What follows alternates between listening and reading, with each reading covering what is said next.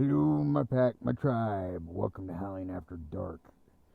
So, what I was trying to do is I was trying to play a clip of Mr. Ballin from YouTube uh, talking about one of the missing 411 cases, and then I was going to discuss it. But apparently, anytime I try and play audio from an outside source, it shuts down the recording from Spreaker.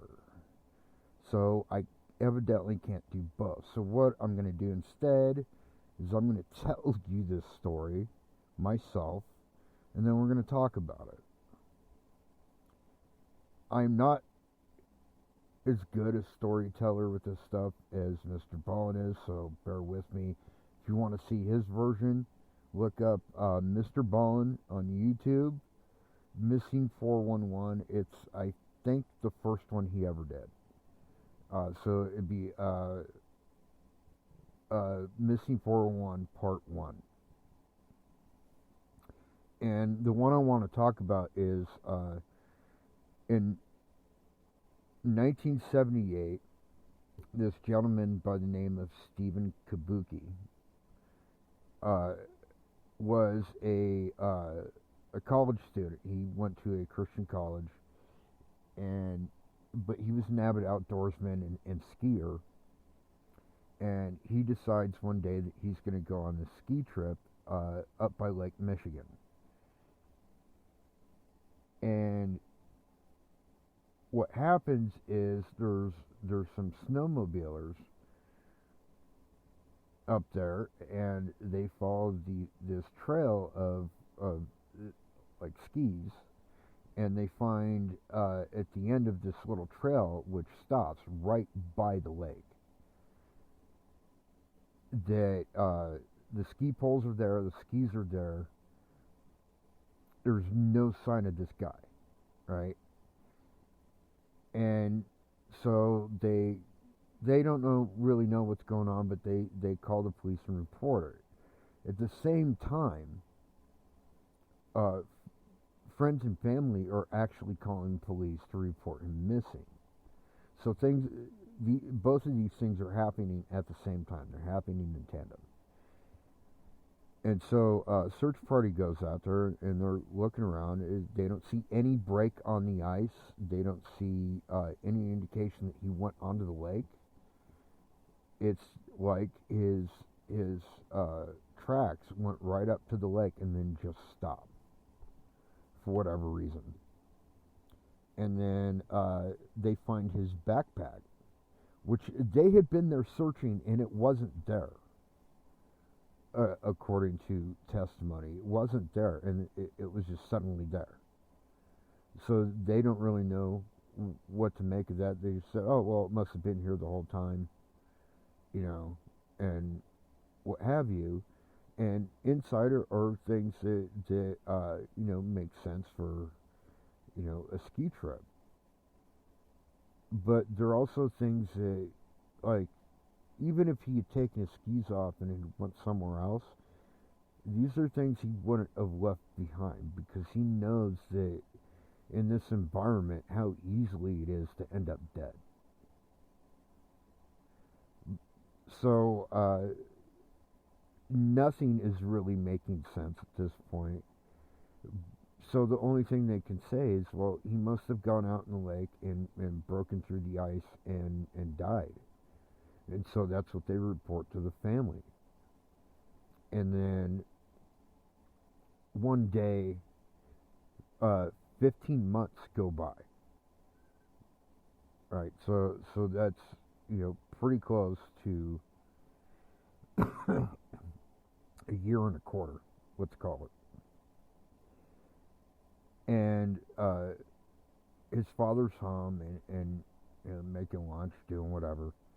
And there's a knock at the door, and he goes and he answers the door, and it's Stephen. He has no memory of what happened. All he can remember is that he was skiing, and then all of a sudden he woke up in this field down by his aunt's house 40 miles away from his dad's. And he goes to his aunt's house, and she brings him to his dad's house. And all of this is 700 miles away from where he disappeared. And he's wearing different clothes. He's got $40 in his pocket. He's got brand new shoes. And he vaguely gets the sensation or the vague memory that he had been doing a lot of running, but he doesn't remember why or anything, right?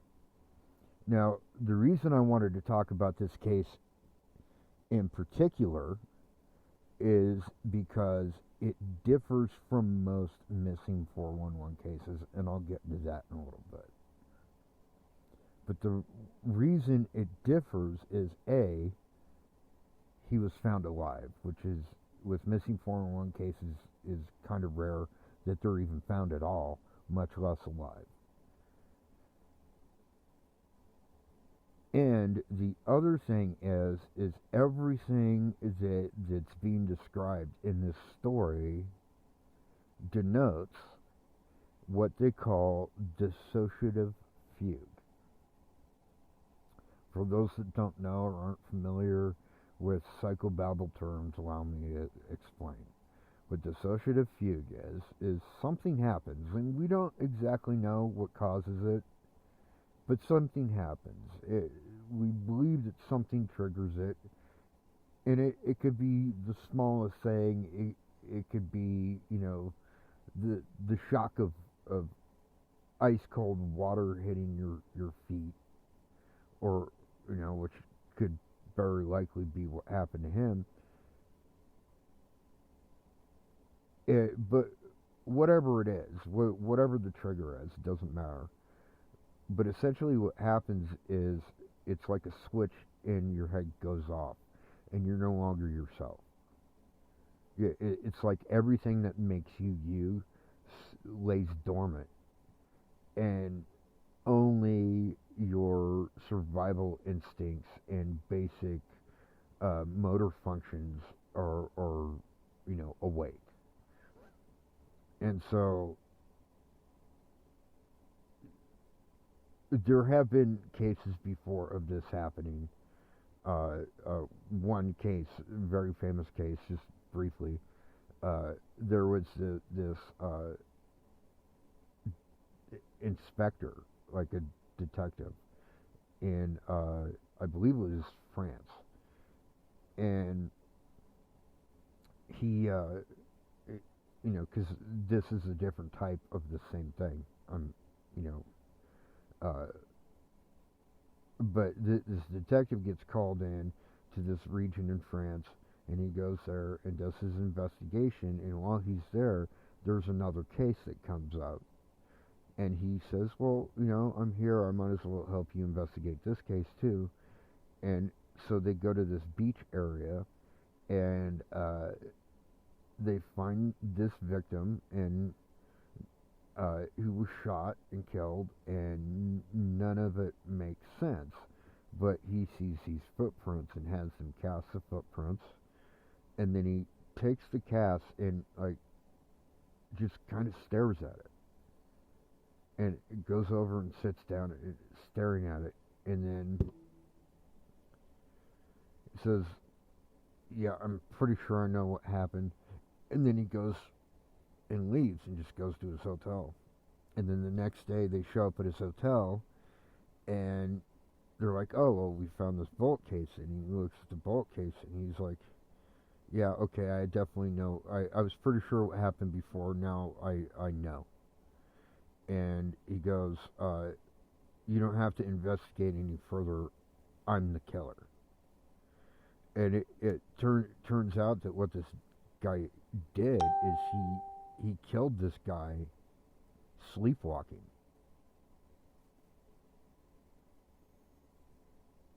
And, they didn't really know if they believed that, so they did this experiment where they gave him his service weapon, but loaded it with blanks, and put him in the jail cell, and just observed him.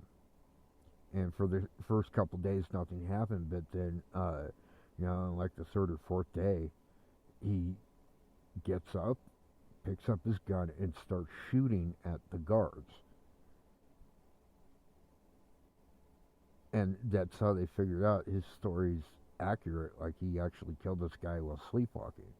Well, sleepwalking is a different type, a much less severe type, actually, of dissociative fugue.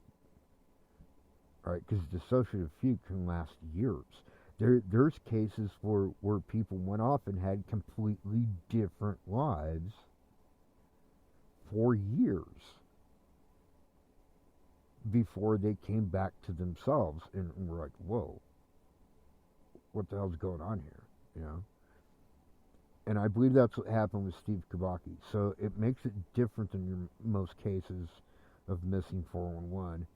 And now we're going to get into that, because this is what most missing 411 cases are. So, back in the 1950s, there was this boy, and I don't remember names, I'm horrible with names. You can look it up yourself or watch some Mr. Ball and stuff, he'll tell you. I believe it was 1950s or 1960s, but I could have the dates wrong or whatever. But this guy goes to this, it's like a company get together at this park. And they're all at this park, and you know, and it's a family affair, so it's not just the employees, it's all their family too.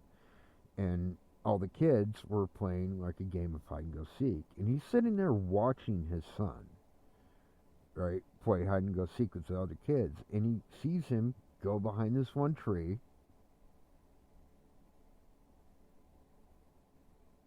you know, so he knows exactly where he is. And you know, a little bit of time goes by, and then all the parents are like, okay, time to come in. And I believe his son's name was Robert. He goes, all right, come on, Robert, I saw where you went. And he's calling for him, and kid's not showing up. So he goes up to this tree thinking that he's just being a little brat, hiding behind this tree, because he's been watching the whole time. He hasn't taken his eyes off of this tree since he hid behind it. And the kid isn't there. And so him and all the other parents and stuff start searching for him through the woods, and they don't find him. So they call authorities. A massive search is launched, and he's never found. They never find him. About a week later, another group of people that were in a different area of the park reported seeing what looked like, what they described as like a cross between a bear and a man, with this child over its shoulder. But nothing was ever found. Like, no remains were found. He was never found alive. Nothing like that. That is how most missing 411 cases go. If they're found at all, usually they're found deceased.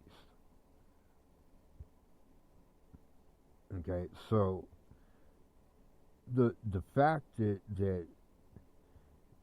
you know, Stephen Kabaki showed up alive 15 months later with no memory of anything separates it from your typical missing 411 case.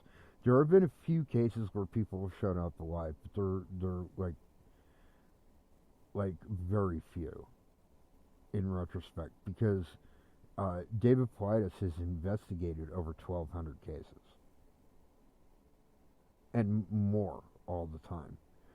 So the fact that he A, showed up alive is rare, and then B, on top of that, apparently had like dissociative fugue, separates it from the rest of the missing 411 cases. Because most of them, even when they're found, I mean, them being found is actually kind of rare among these cases, but them being found alive is even rarer still. One case I know is actually here in New Mexico, uh, and it's actually a case that he featured, David Paulides, featured on his documentary Missing 411 The Hunted, which you can now watch on YouTube, by the way. Um, Great documentary, by the way. Definitely look into that because the stuff they talk about in that one is holy shit. So, because these are in that documentary, the people that you're talking about are avid outdoorsmen, they're hunters. So they know how to find themselves, you know, in the forest. They know exactly where they are. Uh, they they also have skills that would help them survive in the wild. Right. But anyways, this one guy, and I forgive me, I don't remember names. Like I said, I'm shit with names. But he was in this area of New Mexico up in the mountains, and he was hunting with a couple of buddies. And the way that this trail that they were on went is you could go straight up, and it will like kind of curve around to the left and make like a big like half circle back onto this trail that you would uh, be on if you just took the branch to the right. And he something had happened and his gear fell in the water, and so he didn't really have a sleeping bag or anything. But he knew this area so well, he actually had caches of supplies all over the place. And he's like, "Hey, I'm gonna go up to my cache up here. I'll meet you guys at the camp." And so he goes straight, on this part of the trail that circles around to the right, actually, the right, not the left. Circles around to the right, and they go right, take the right branch going directly to the camp. And he's going up and around so that he can go to this cache because he's got, spare supplies, including sleeping bags and stuff. And they're, sitting at camp waiting for him, and he never shows up. Next day, he doesn't show up. And so finally, they're like, okay, we got to bring the cops in on this because who knows what the hell happened, right? Maybe he got attacked or something, but something ain't right here. So they get the police involved, and they do a massive search, including a search by helicopter. And he had, apparently, this is what he had done, is he went 10 miles down this trail that he was on, this upper trail. Instead of circling back down to the camp, he went straight and followed this mountain ridge 10 miles away. And at one point, he had taken his clothes off. Now, it wasn't hot, but it wasn't cold either. There was a cold front coming in. It was going to dump a bunch of snow on the area, but that wasn't going to be for like another day, at least. But even so, it still made no sense for him to take his clothes off because it did drop temp at night. So he had taken his clothes off, folded them, and set them down on this rock, and in this kind of clearing off of this trail. And then he had put his boots like standing up against this tree on the other side of this clearing, and then continued on. Went on for a few more miles, and then sat down on this, like on the top of this cliff, and evidently drank energy drinks or something out of a thermos. But as he was sitting there, he would have been looking down at a ranch where he could have found help. But he never went to the ranch. He never approached anybody.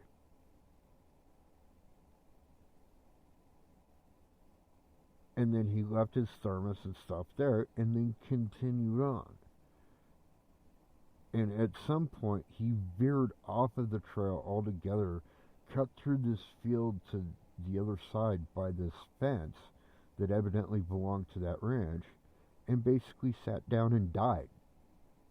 And that's where they found him.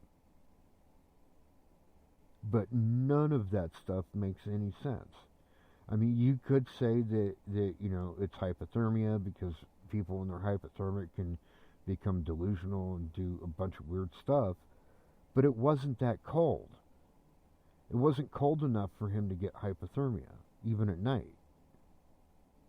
Not yet, because, like I said, the cold front wasn't coming for like another couple days. That's your typical missing 411 case, is stuff like that, where like the decisions that they're making make no sense. The moves that they make in that environment make no sense. And if they're found at all, where they're found makes no sense because it's miles away from where they should have been, and there's no logical explanation for them being there.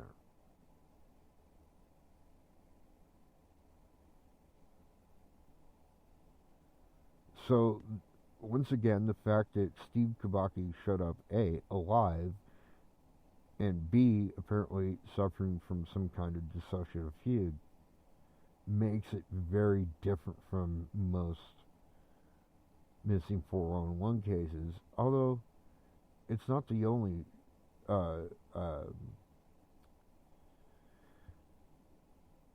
the only time that this kind of thing has happened, and it's not even the weirdest, believe it or not. It's very weird for sure, but it's not the weirdest.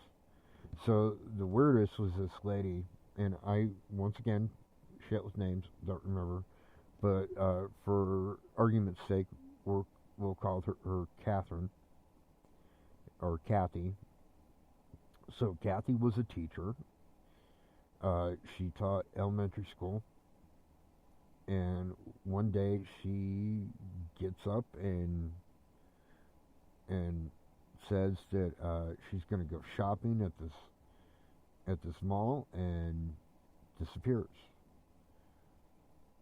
And police, investigate and then go to the shopping mall. They find her car, and inside of her car is her purse and her keys and everything else that she would need to get by in the world, and she was just gone. And, immediately, of course, they're thinking possibly foul play or something, because who knows. But what ends up happening is 7 miles away from this mall, they end up finding her, and she has no memory of what happened or even any memory of going to the mall. But she goes under observation for a day or two, and then she's returned to her family. And things are great, her and her fiance, I think, get married, and then, like a couple of years go by, and then it happens again, where she disappears, and it's weird, and nobody understands it. And then, once again, just like before, they find her alive with no memory and et cetera, et cetera. And returns back to her fiance, and things are great a while. And then one day she disappears, and once again has no memory of anything, and decides that, she can't keep putting people through this, so she decides that she's not going to get married to her fiance. She's not going to put her family through this anymore. So she decides to take a job in the South Pacific. I believe it was in somewhere in PNG, Papua New Guinea, but I may have that wrong. But she gets a job teaching elementary school for at a diplomatic school. So like kids that aren't from PNG are getting taught by her essentially. And what happens is they get this warning that there's monsoons coming, and so they evacuate most of the island, and she refuses to go. And right before this monsoon hit, she disappears again. And this time, they never find her. It's presumed that she died somewhere in the monsoon, but they don't really know. And while that's not a missing 411 case, I'm just using that as an example of how feud cases generally go. Although that one's pretty extreme, but it does kind of illuminate it. So,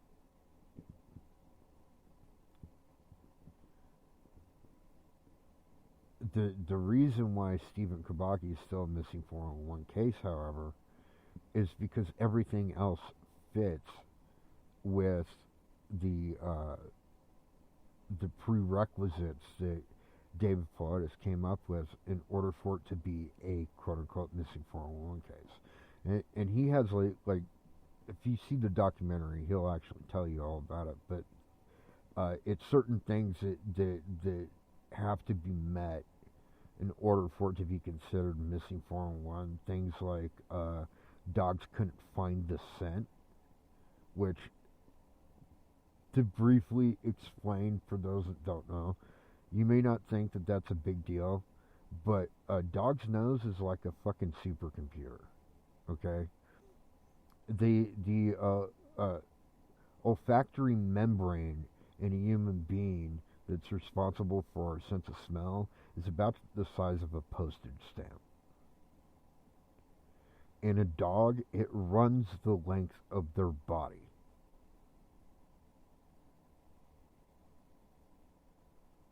Dogs can smell everything. They can smell emotion on people. They can smell everything. Like their noses are literally like a supercomputer. It can collate all of this data that's hitting their nose, and from that they can distinguish one scent from another. You could live in the same house for years. You could eat exactly the same food. You can drink exactly the same drinks. You can shower with exactly the same products. You can use everything exactly the same, and that dog will still be able to tell you apart just from your scent. That's how advanced they are, right? So the fact that a dog can't find your scent is pretty ridiculous. I mean, that never happens, just to be clear. So, anyways, that's one of the prerequisites. Like, dog can't find your scent. Uh, like your belongings are found in weird places. Uh, Oftentimes they're found, if they're found at all, they're found close to water. Um, and like all this other stuff that I can't even think of at the moment, right? It is it's. I think it's like 12 different things that have to be met in order for it to be considered a missing 401 case. And I think you've got to meet like more than half of the things on the list, right?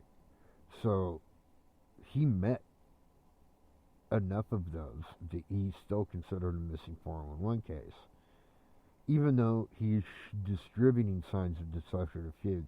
And that's just my opinion, my guess, whatever. I'm not a psychiatrist or psychologist, so I can't say that definitively that's what it was. Just comparing it to cases I'm familiar with, that's what it looks like.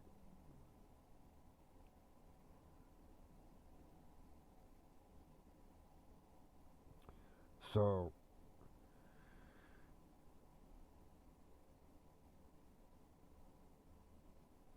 if you look at like the missing 411 phenomenon too, uh, when they are found alive, like there was another kid. I'll tell you this one. There was this other kid, and this is like I think in the 80s or 90s. Uh, enjoying time with his family at this park, and he disappears. And this is a state park or national park, I forget which, in Florida. And it's a forested area, but it kind of butts up against like the swamps of the Everglades and stuff. And or maybe it wasn't Florida. I don't really remember. I just remember that there's a swampy area there. And this kid disappears, and they end up finding him, and he's alive. And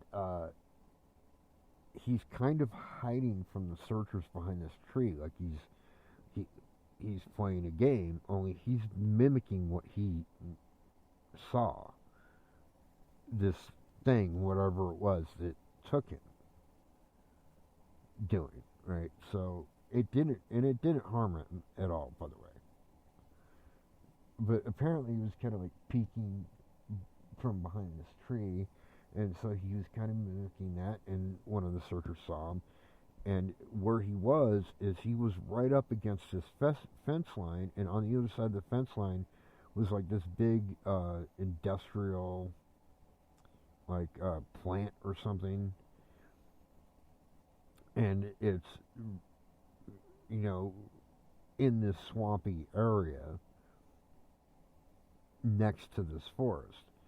And where the searchers were that saw him was 7 miles outside of the actual search area.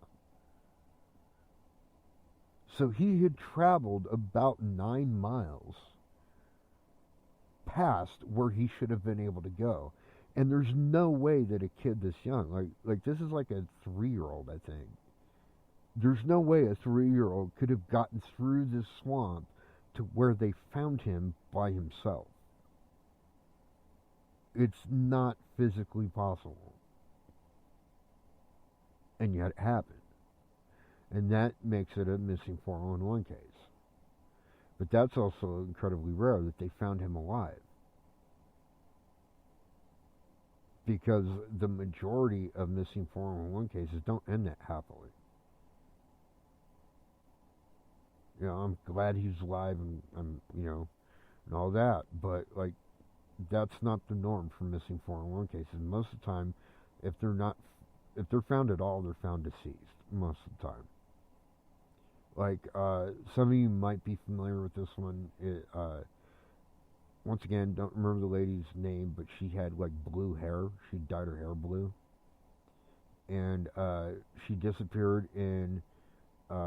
I believe it was Appalachian Trail State Park is where she disappeared, and she had been spotted a couple times by different people.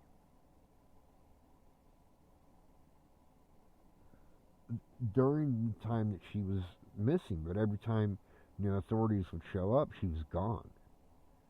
And they could never find her. And then when they did find her, she was deceased.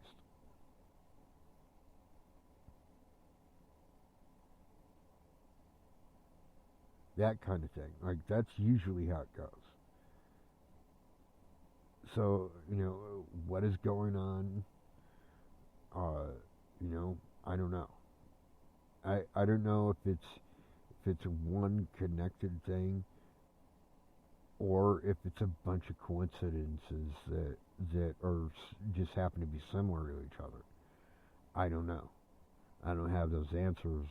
I mean, I could guess, I could theorize that there is a connection there, but I don't really know.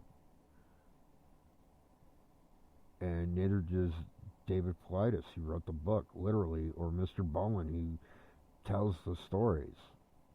None of us really know what's going on there. We just know that something is going on. Right? And the thing about that is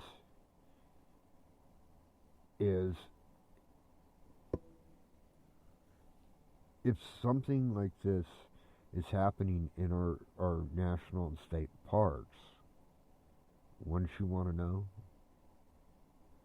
Wouldn't you want to know that this is a danger?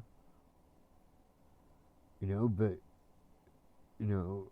park rangers and stuff are instructed not to talk about it a lot of the time. There's ex-park rangers that are now talking about it, that are saying that there are things in those forests that are beyond the scope of man, if you know what I'm saying. Like, I'm not saying Bigfoot, but Bigfoot's part of it. I don't think he takes people personally, but who knows? And they're not allowed to talk about these things while they're employed as a park ranger. That's crazy to me. That's up there with the government not coming clean about UFOs like years ago because they thought there would be a mass panic. Back in the 30s and stuff, when I don't know if any of you know this history or not, but H.G. Wells did, or not H.G., Orson Welles did a radio program, because this is before TV, and so entertainment episodic shows even were all done on radio. And they did a radio show of War of the Worlds, and there's a portion of the country that was convinced that this was real. It was actually happening, and people were, arming themselves and going out, and it was chaos because, a big portion of the country thought that what they were hearing on the radio was actually happening. And to be fair,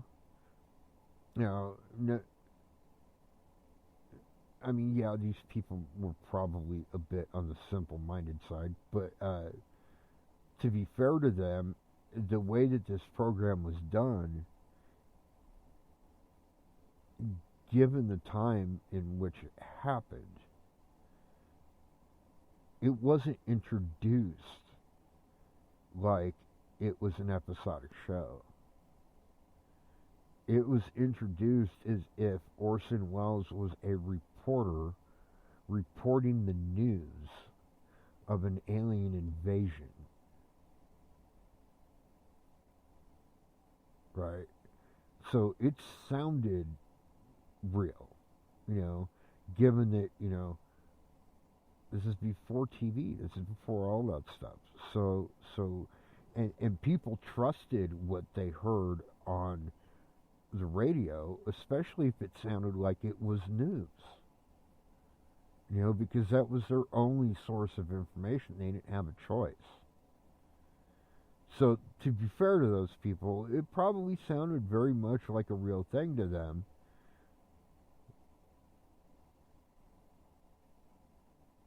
But, that's also a testament to Orson Welles and how well he acted out his job. Because once again, this is before TV, which, probably would have made it more challenging in some aspects. But, point is,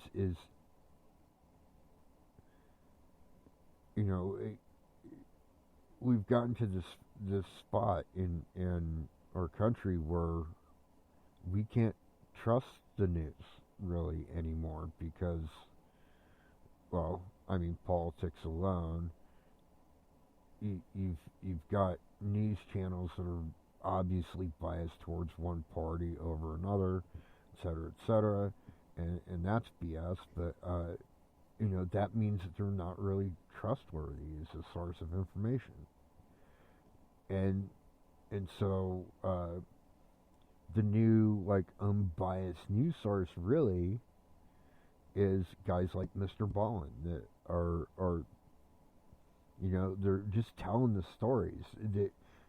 They have no dog in the fight, so to speak. They're just telling the story, and they leave it up to you whether or not to believe it, And it just so happens that Mr. Ballin's expertise happens to be with the weird, the dark, and the mysterious. That's his thing. That's what he likes to do. And me too, obviously. But,